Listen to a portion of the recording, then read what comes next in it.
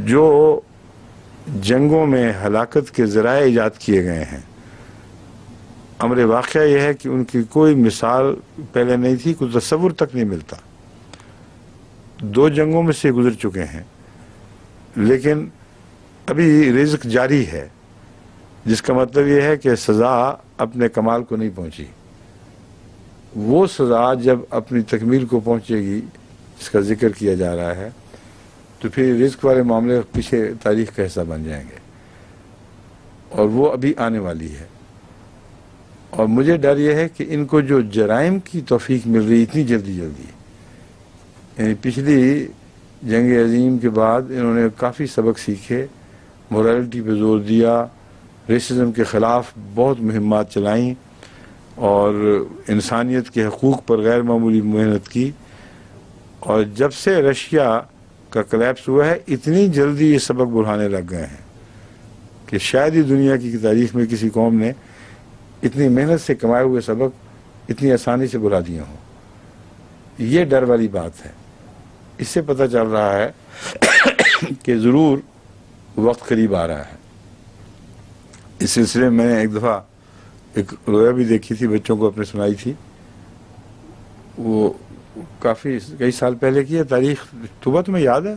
وہ جو پہاڑ رشیا کے شمال کی طرف سے پہاڑ پگھل تک ہیں، کافی دیر ہو گئی. پتہ کرو وہ اس انقلاب سے پہلے کا ہے یا بعد کا ہے رویا وہ بہت ہی واضح ہے، جس سے اندازہ یہ ہوتا ہے کہ ہو سکتا ہے کہ میں بھی دیکھ لوں وہ دور جس میں یہ خوفناک عذاب نازل ہونے اور آخری فیصلہ کن جنگ ہونی ہے.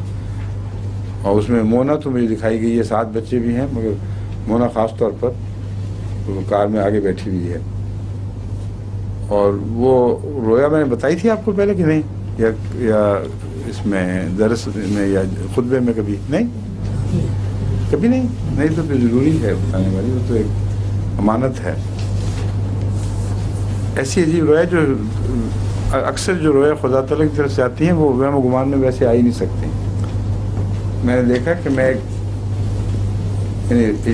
رشیا کا نام تو نہیں ہے، لیکن یہاں سے جو میرے ذہن میں سمت ہے وہ رشیا کی سمت ہی ہے، اور رشیا کا بھی شمالی حصہ. وہاں ایک بہت بلند پہاڑ ہے، میں وہاں کھڑا ہوں، اور وہ جو ماہرین ہیں زمین کی ساخت کے، جیولوجسٹ، کیسے بنی، آئس ایجز کیسے آئیں، کیسے پگھلیں، ان میں کوئی ایک چوٹی کا ماہر ہے جو مجھ سے سبق لینے کے لیے وہاں میرے ساتھ کھڑا ہے، اور مجھے کہتا ہے کہ مجھ سے پوچھنا چاہتا ہے کہ آئس ایج کس طرح تبدیل ہوتی ہے اور کس طرح اس کے بعد پھر دوسری عمر آیا کرتی، دوسرا زمانہ آیا کرتا ہے. تو وہاں سب برفیں جمی ہوئی ہیں اور سڑکیں سی بنی ہوئی ہیں اور نالیاں بھی سب جمی ہوئی ہیں. وہ چوٹی ہے لیکن پھیلی ہوئی چوٹی، جس پہ سطح مرتفع جیسا ہوتی ہے.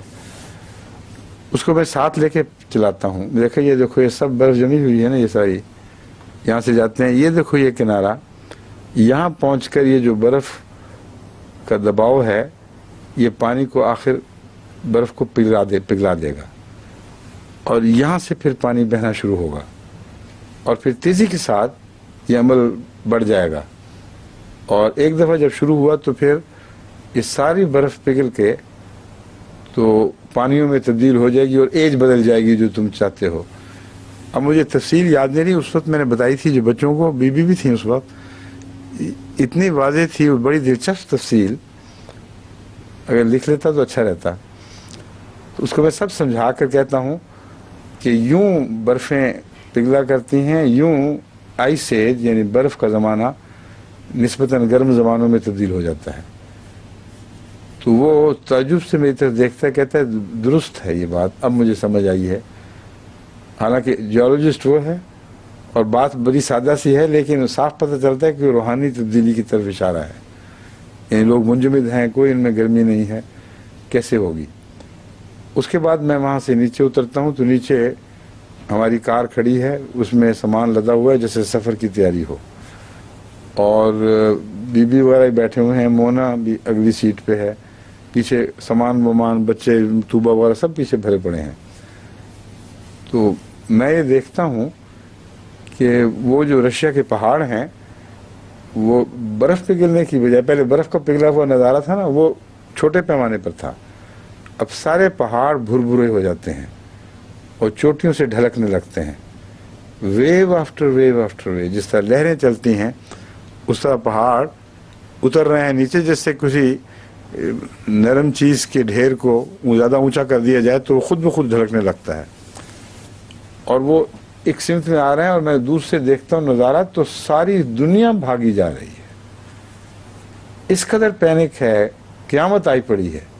اور دیکھتا اس سمت میں ہوں جس طرف یورپ کا باقی حصہ ہے، اور لوگ چھوڑ کے دوڑ رہے ہیں. اور لگتا ہے کہ اب یہ جو بھرتے ہوئے پہاڑ ہیں یہ ہر چیز کو اپنی لپیٹ میں لے لیں گے. اب اس وقت میرے ہمارے ساتھی جو ہیں ان میں بھی مجھے تھوڑی سی گھبراہٹ ہوتی ہے کہ کیوں نہیں میں اب جلدی چل رہا.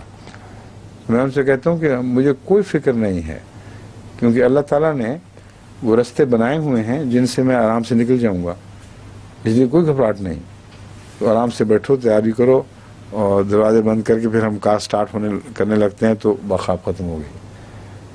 اس سے میں یہ سمجھتا ہوں کہ وہ جو جنگ عظیم آئے گی آئندہ، اس میں کوئی دھماکہ رشیا کی طرف سے پہلے ہوگا، کوئی آغاز وہاں سے شروع ہوگا. اور پھر جس طرح پہاڑ بھرتے ہیں، مجھے بعد میں خیال آیا کہ یہ تو قرآن کریم نے جو یہ فرمایا ہے سورہ طٰہٰ میں، وَيَسْأَلُونَكَ عَنِ الْجِبَالِ قُلْ يَنْسِفُهَا رَبِّي نَسْفًا وَيَذَرُهَا قَاعًا صَفْصَفًا، تو یہ تو اس کی تعبیر ہے بالکل. اور وہ کھلا منظر ہے آئندہ قوموں کی ترقی اور ان کے تنزل کا. اور اسلام کے راستے میں جو حائل ہیں وہ پھر اسلام قبول کرنے کے لیے آمادہ ہوں گے جب وہ ان کے تکبر ٹوٹ جائیں گے. تو یہ رویا دراصل اسی کی تفسیر ہے، کس طرح پہاڑ بھرتے ہیں اور کس طرح وہ لیول ہونے لگتے ہیں. تو ہو سکتا ہے آغاز رشیا ہی کی طرف سے ہو کسی وجہ سے. ابھی تک تو دوستیاں ہیں لیکن ظاہری دوستیاں، حقیقی دوستی کوئی نہیں ہے.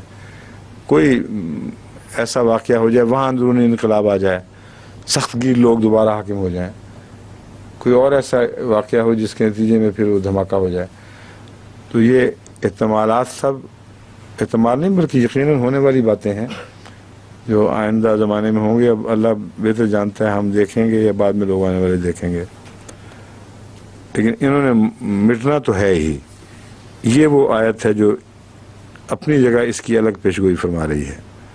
وَمَن يَكْفُرْ بَعْدُ مِنْكُمْ، بس جو بعد میں تم میں سے کوئی انکار کرے گا، فَإِنِّي أُعَذِّبُهُ عَذَابًا لَا أُعَذِّبُهُ أَحَدًا مِنَ الْعَالَمِينَ، پھر میں اسے ایسا عذاب دوں گا کہ جب سے زمانہ بنا ہے کبھی کسی اور قوم کو ایسا عذاب نہیں دیا گیا.